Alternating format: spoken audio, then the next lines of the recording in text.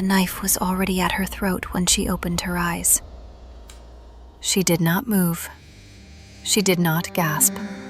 She measured the pressure of the blade against the soft place beneath her jaw, counted 3 breaths, and matched hers to the breath behind the blade. Whoever held it was frightened. Frightened people made mistakes. She had learned that in a kitchen at 7, in a stable at 9, in a corridor at 12, and she was learning it again now in the half-dark of a bedchamber that did not belong to her, on a chest that did not belong to her, under a hand that did not belong to her either. "Do not wake him," said the voice above the knife. Not a whisper, a command peeled thin. She almost laughed. She did not. She let her eyes travel, only her eyes, down the long line of the coverlet to the sleeping shape she had been forbidden to disturb. His arm lay across her waist like a bar of iron someone had dropped and forgotten to pick up. His breath came slow and even at the crown of her head, so close she could feel the warmth of it stirring the loose hair at her temple. She had not intended to fall asleep. She had not intended to be here at all. "Where is the letter?" said the voice above the knife. She thought, so it is that.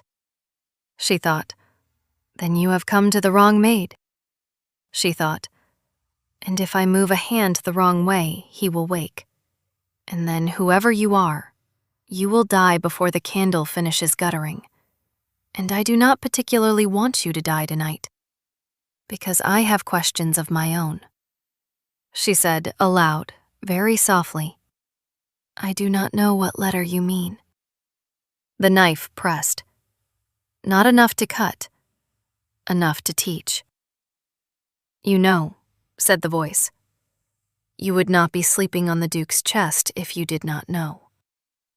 She almost said, "I am sleeping on the Duke's chest because he told me to, and because the Duke, when he tells one to do a thing, is not a man one refuses lightly." She almost said, "And because I have been on my feet since 4 o'clock this morning, and because his hand, when he set it upon my waist, was the first hand in 7 years that did not take." She said neither. She let the silence hold. The intruder did not fill it. Outside the window, a bell struck the quarter, and she counted, because counting was what she did when she was afraid. 1, 2, 3 chimes for the hour, 1 small chime for the quarter past. 3:15. 2 hours until the household stirred. 2 hours in which a great many things might go badly wrong. The arm across her waist tightened, just once, in sleep. A small adjustment. A man dreaming of holding something he had thought he had lost. She closed her eyes. She said in the same low-level tone, "If you take the knife away from my throat, I will tell you where the letter is not." "Where it is not," said the voice, "is no use to me." "Where it is not," she said, "will keep you alive until sunrise. Where it is will require a conversation. Choose." There was a pause. In that pause, she heard the intruder swallow. She heard the tiny creak of a floorboard settle under a shifted weight. She heard, very faintly, the wick of the bedside candle spitting as it worked its way down toward the last inch of tallow. She had lit that candle herself at 11. She had thought, then, that she would be back in her own narrow bed by midnight. She had been wrong about a great many things tonight. The knife lifted. Not far. An inch. "Speak," said the voice. She spoke. She spoke of a drawer that had been searched already and would be searched again. She spoke of a floorboard in the west corridor that squeaked and could not be pried up without waking the whole gallery. She spoke of a false spine in the 3rd volume of the accounts on the library shelf, which she had noticed 3 days ago while dusting, and had said nothing about to anyone, because in her experience, the things one noticed were only useful if one kept them to oneself. She said all of this without moving her hands, without moving her head, without letting the man asleep beneath her feel any change in the weight of her breathing.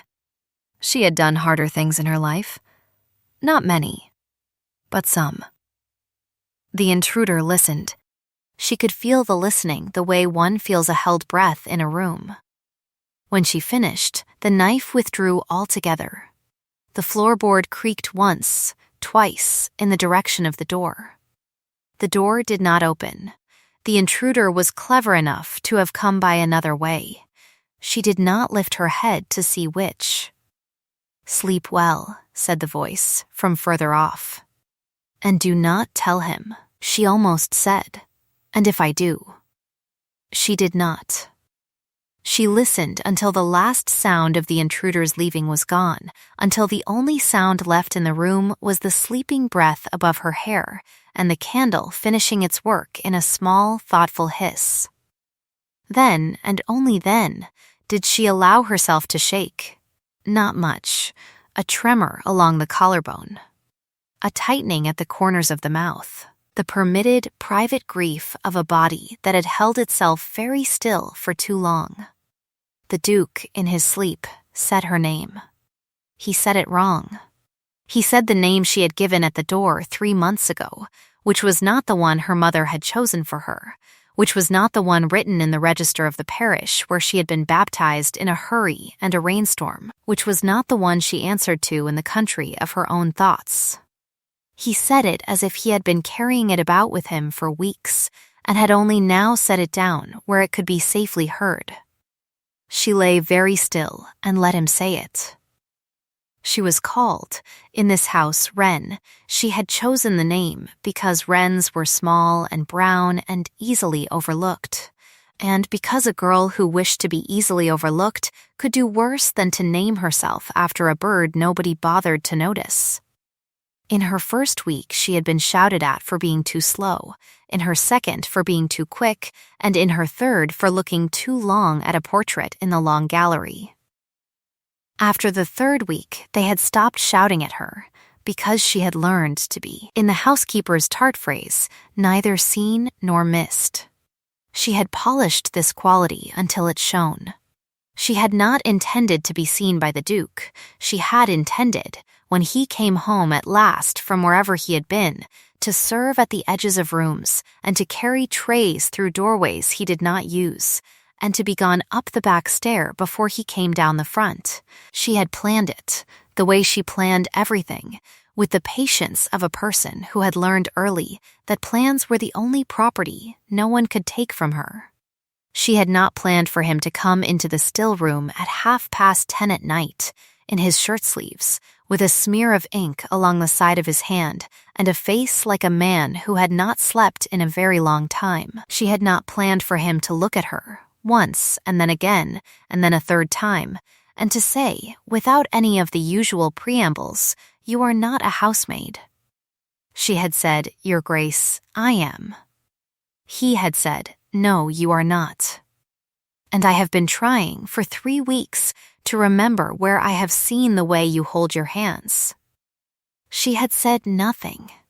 She had held her hands more carefully. He had said, "Come with me." And here, in the country of if you had asked her in daylight, she would have said that a girl of any sense refused such an instruction from such a man at such an hour. But she had not been asked in daylight. She had been asked at 10:30 at night, by a man with ink on his hand and no cruelty in his face, and something in her had unlatched a door she had kept bolted for 7 years, and she had followed him. He had not taken her to his bed in the way she had feared and half braced for. He had taken her to his study, which smelled of leather and cold hearth ash, and he had set a chair for her, and he had asked her, very quietly, one question. She had answered it truthfully. She had not known, until she heard her own voice in that room, that she still remembered how to answer a question truthfully. He had listened without moving. When she was finished, he had said, "Thank you." He had said, "You will not go back to the housekeeper tonight." He had said, "You will sleep in the chair by my fire, because there is a person in this house who wishes you harm, and I do not yet know which person." She had said, "Your Grace, I cannot." He had said, "I am not asking." She had said, "Then I will sleep in the chair." He had said, "You will sleep where I can see you breathing." And he had said it the way one says a thing one has already decided at some earlier hour, so there was no arguing with it, only the choice of how gracefully to yield. She had yielded gracefully. She had put down the small bundle of her belongings on the hearthrug, and she had accepted the shawl he took from the back of the chair and set about her shoulders without touching her, and she had lain down at his direction on the long couch by the fire. She had not lain down on his chest. That had come later, and by his doing, and she was still not sure by what logic of exhaustion and stubbornness and something else without a name she had permitted it. She had woken at some hour past 2 to find him standing over her with a blanket and a face she could not read. He had said, "You are shivering." He had said, "The fire is out, and I will not have someone die of a chill in my house on my account." He had said, "Come." And when she had risen, uncertain, he had lain down first on the great bed with his back against the pillows, and one arm held out at a stiff, deliberate angle, and he had said, "Here, only here." "I will not move." He had not moved. He had held his arm just so, and she had, after a hesitation long enough to measure a life in, laid her head against the linen of his shirt at the place where his heart beat, and he had closed his arm around her exactly as far as decency and comfort permitted and no further, and he had said, into the dark above her hair, "Sleep." And then he had said, "And I warn you," and his voice had gone strange and low, "I warn the whole house. Wake the maid on my chest, and you die." He had said it lightly. He had said it as a man says a thing he means entirely. She had not answered. She had listened to the great slow drum beneath her ear, and she had thought, "This is a mistake," and she had thought, "This is the first hour in 7 years in which I have not been afraid," and she had thought, "Both of those are true," and then she had, against every rule she had ever set herself, slept, and someone had come into the room with a knife. She lay now, in the aftermath, and did the sums. The intruder had known which bed, the intruder had known which side, the intruder had known the letter existed. The intruder had risked coming into the private chamber of a man who did not, by common report, forgive intrusions, and had risked it at 3 o'clock in the morning, and had risked it while the Duke lay sleeping with his arm around a housemaid he had known for 3 weeks. That last risk was the largest. It suggested one of two things. Either the intruder did not believe the Duke would truly kill for her, in which case the intruder had not been listening at any of the doors he ought to have been listening at, or the intruder had judged the letter worth dying for. She did not like either possibility. She turned them over. She turned them over again. She had lied to the intruder about the false spine on the 3rd volume of the accounts. There was a false spine, and it did hide a letter, but not the letter. She had lied, too, about the west corridor floorboard. There was no such board. She had invented it in the space of a breath. She was good at inventing things in the space of a breath. She had been inventing herself in the space of a breath since she was 14. The letter the intruder wanted was not in the library. It was not in the drawer. It was not in the house at all. It was in the lining of the shawl the Duke had set upon her shoulders 3 hours ago. He had not known that. She was almost certain he had not known that.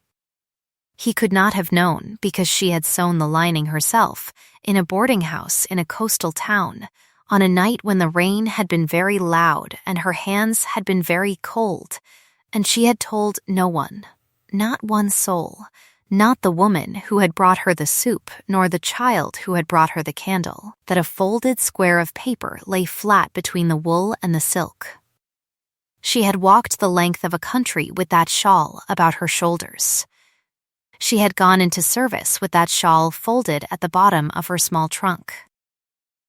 She had taken it out only in her own room, and only late, and she had put it on tonight because the still room had been cold, and she had forgotten, in the moment when the Duke asked her the one true question, to think about the shawl at all. And now the shawl was upon her shoulders, and the Duke's arm was across her waist, and the intruder was gone, and the candle was out. And somewhere in the great house a clock struck the half. 3:30. She thought, I should slip from under his arm and take the shawl and go. She thought, I should burn the letter and be done. She thought, if I burn the letter, I burn the only proof that my father did not do the thing they hanged him for. She thought, and if I do not burn it, someone in this house will kill me for it before the week is out. The arm across her waist moved. Not in sleep this time. She knew at once, by the change in the breath at the crown of her head. It had gone quiet in the particular way a breath goes quiet when a man is choosing whether to let the person he is holding know that he is awake. She kept very still. She kept her own breath even, easy, the untroubled breath of a girl who had slept through everything. She had lied with her body before. She could lie with it now. He said, above her hair, very low, they were here. She did not answer. He said, I heard the floor. She did not answer. He said, and I heard you speak. You did well. You did better than well. Tell me what you told them. She thought, so, he was awake for that. He was awake and he did not move, and he let me speak, and he trusted me to lie well. She lifted her head then, only a little, only enough to look up along the shadowed line of his jaw to the place where his eyes were open, quite calm, quite dark, quite fixed upon the ceiling as if the ceiling were a map he was reading. She said, I told them a book. I told them a floorboard. Neither is true. He said, good. She said, and I did not tell them where it is. He said, better. She said, Your Grace. He said, not tonight. Tonight my name is not Your Grace. She said, then what is it? He said, tonight it is the man who told the house he would kill for the maid on his chest. Tonight it is the man who meant it. You may use whichever name you prefer for such a person. She was quiet. She let the quiet do the work. He did not fill it, which she had begun to notice was a habit of his, and which she had begun to understand was not indifference, but discipline. He was a man who had trained himself not to fill silences. She wondered briefly who had trained him. At last she said, there is a thing you should know. He said, tell me in the morning. She said, it will not keep until the morning. He said, then tell me now, but softly. The walls in this house have been listening for 200 years, and I have not yet finished teaching them manners. She almost smiled. She did not. She lowered her head again to the linen at his shoulder, because it was easier to say what she had to say without meeting his eyes, and because she found, to her surprise, that she wanted the drum of his heart under her ear when she said it. she said. The letter they want is in the lining of the shawl you put upon my shoulders 3 hours ago. He was silent for the length of one long breath. Then he said, only that. As if a puzzle he had been turning in his hands for 3 weeks had shown him, at last, its last piece. He said, So that is why you hold your hands the way you do. She said, Yes. He said, And that is why you would not tell me your true name in the still room. She said, Yes. He said, And that is why, when I asked you my one question, you answered it as you did, and I knew, before you had finished the sentence, that I would not sleep tonight in any bed you were not in. She did not answer that. There was no answer to be made to it that would not cost her something she was not yet ready to spend. He said, into the dark above her hair, Listen to me. I do not know yet who came into this room. I have my suspicions. I have had them for some months. I would rather be certain before I move, because when I move, I will move once, and I will not move again. Do you understand? She said, I understand. He said, Until I am certain, you will not leave my sight. You will not walk the corridors alone. You will not eat from any plate that has not passed through my own hands, or the hands of one other person, whom I will name to you at first light.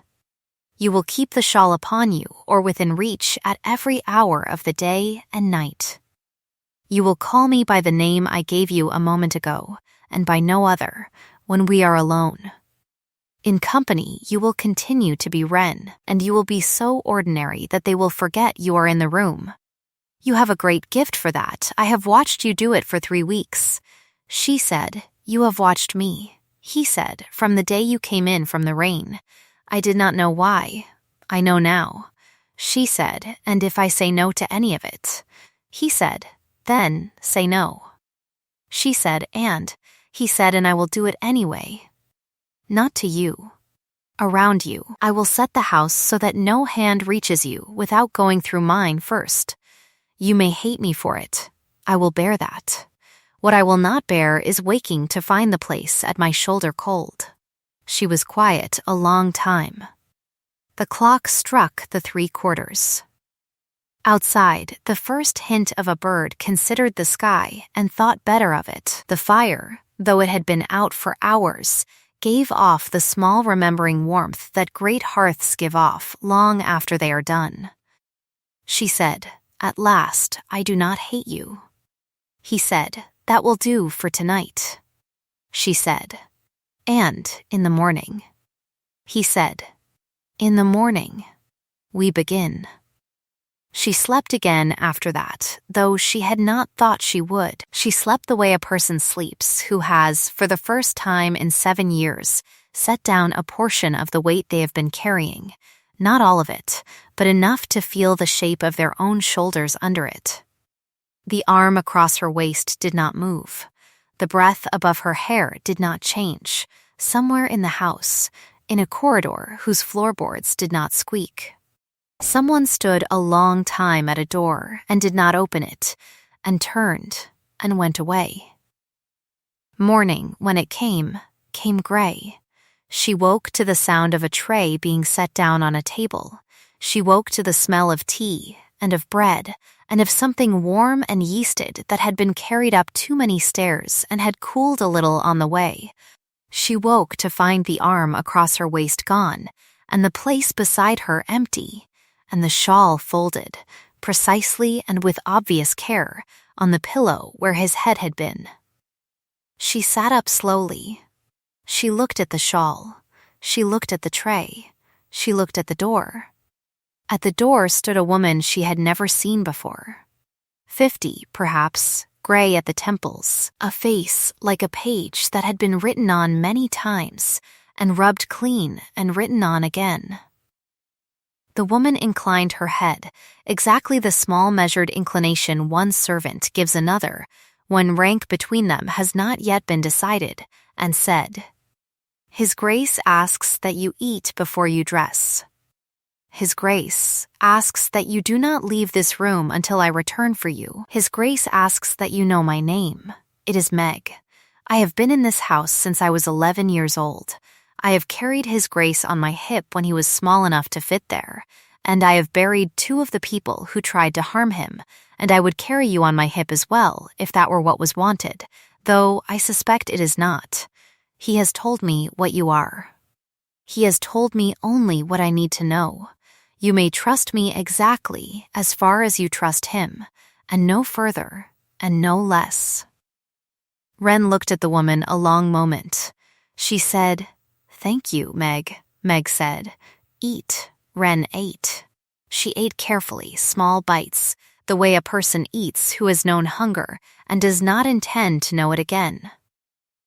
She drank the tea. It was strong and unsweetened, and it steadied her the way tea does when nothing else in the world can be relied upon.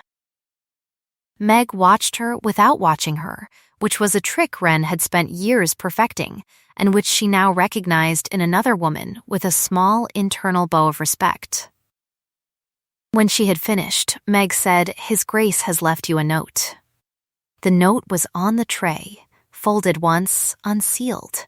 Ren opened it. It said, "In a hand as clean and disciplined as the man who wrote it, I have gone down to the library. I will be there until the hour of 10. At 10 I will return. Do not read the letter in your shawl until I am with you.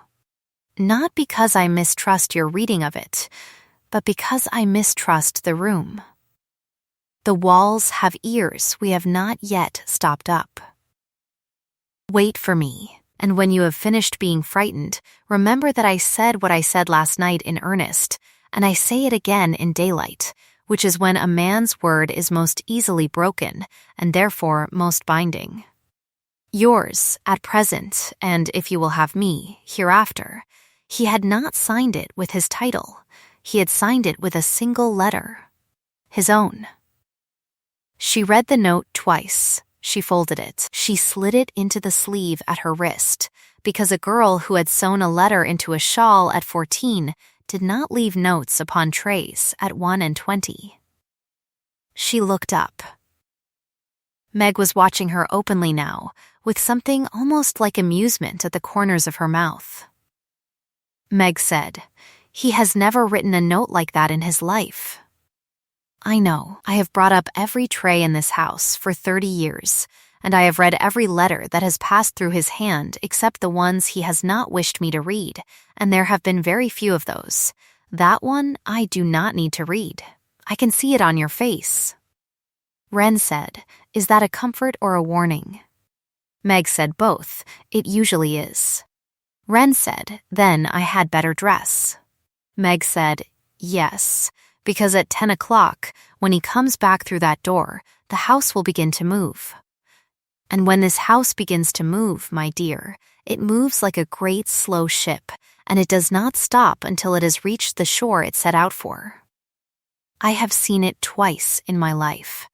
Both times, someone was standing on the deck who had not expected to be standing anywhere at all." Ren stood. She lifted the shawl from the pillow. She felt, through the wool, the small square of paper she had carried for 7 years. She set it about her shoulders. She turned toward the wardrobe Meg was opening. She said, softly, more to herself than to Meg, "Then let it move." And somewhere, in a room she did not yet know existed, at the far end of a corridor she had not yet walked, a hand closed around the hilt of the knife that had been at her throat 3 hours ago and set it down upon a table and did not let go of it. The hand was steady. The hand had reason to be steady. The hand belonged to a person who had been in this house longer than Meg, longer than the Duke, longer than the paint on the ceiling of the long gallery, and who had waited a very long time for the letter, and who was prepared, if it came to it, to wait a little longer. But not much. The clock in the hall struck the hour. It was 7 in the morning. There were 3 hours until 10. There were 7 years of silence coiled into the lining of a shawl. There was a man in a library with ink upon his hand and a name signed only with a single letter. There was a housemaid at a wardrobe who had, without noticing the exact moment, stopped being called Wren in the country of her own thoughts and had begun, quietly, to answer to the name her mother had chosen for her by a rainlit font 21 years ago last spring. Her name was Elena. She had not said it aloud in 7 years. She thought, when I say it, I will say it to him. She thought, and I will say it at 10 o'clock. She thought, and if the house moves, let it move. And Meg, at the wardrobe, took down a plain gray dress with a plain white collar and held it up and said, "This one." So they will still see the maid. For a little while longer, my dear, let them still see the maid. At 10 o'clock exactly, the door opened. He came in without hurry. He had washed the ink from his hand. He had changed his shirt. He carried, under one arm, a slim leather folder, and in the other hand, a single cup of tea, which he set upon the small table by the window before he did anything else, because he had noticed, at some hour in the night, that she liked her tea to be waiting for her when she sat down, and not fetched after. She had not told him this. He had noticed. She filed the noticing away in the small, careful place in her mind where she had begun, without permission, to keep the things he did. He looked at her. He said, "Aline," she said, "how—" He said, "Meg, she heard you murmur it to yourself while she laced your dress. She told me at the foot of the stair. She said, 'His Grace, her name is Aline, and if you do not use it, I will.'" Aline almost laughed. She did not. She said, "Of course she did." He said, "May I?" She said, "You may." He said, "Aline, then sit, drink, and when you are ready, but not before, take the letter from the shawl." She sat. She drank. She was ready sooner than she had thought she would be. She lifted the shawl from her shoulders and laid it across her lap and turned it inside out, and with a small movement of her fingers found the seam she had sewn 7 years ago in a boarding house by the sea, and she opened it, gently, so as not to tear the wool, and she drew out the folded square of paper. It had yellowed at the folds. It smelled faintly of lavender from a sachet she had once kept in the same trunk. She held it a moment before she opened it. She looked up at him. He was watching her hands, exactly as he had watched them in the still room 3 weeks ago, when he had said, "You are not a housemaid," and she had said, "Your Grace, I am." He said softly, "Whenever you wish." She opened the letter, and now, my friend by the fire, before we turn together to the second half of this story, before we walk with a line down the great stair and into the long day of the moving house, before we learn whose hand held the knife and whose name has waited 7 years to be spoken beside her father's, come a little closer to the hearth. And let me ask you this. Have you ever carried a small folded thing inside the lining of your life for so long that you forgot you were carrying it, and then, on an evening you did not expect, in a room you had not meant to enter, in the company of a person you had not meant to trust, felt the weight of it shift? Just a little, toward the light. Have you ever been called by a name that was not yours for so long that when someone at last said your true one, softly, in daylight, you did not know whether to weep or to answer? Tell me, when you sit by your own quiet fire tonight, which moment stayed with you? Was it the knife at the throat and the counted breath? Was it the arm held out at a stiff, deliberate angle and the word, "Here"? Was it the note signed with a single letter? Or was it the gray dress and the plain white collar and the whisper, "For a little while longer, let them still see the maid"? Sit with it. Choose the one that would not let you go. And if the fire in this small room of ours has warmed you, if the voice at your ear has been a companion tonight, the way a good voice is meant to be a companion. Then, stay a while, and come back when the lamps are low and the day is done, and pull up your chair again beside this hearth of ours, because there is always another story waiting where this one ended, and another underestimated soul waiting to be seen, and another quiet house preparing, in its slow ship's way, to move. Bring your tea. Bring your tired shoulders. Bring the small folded thing you have been carrying. We will sit together, you and I, and we will listen. Good night, dear one. Sleep gently. The fire will be here tomorrow. So will I.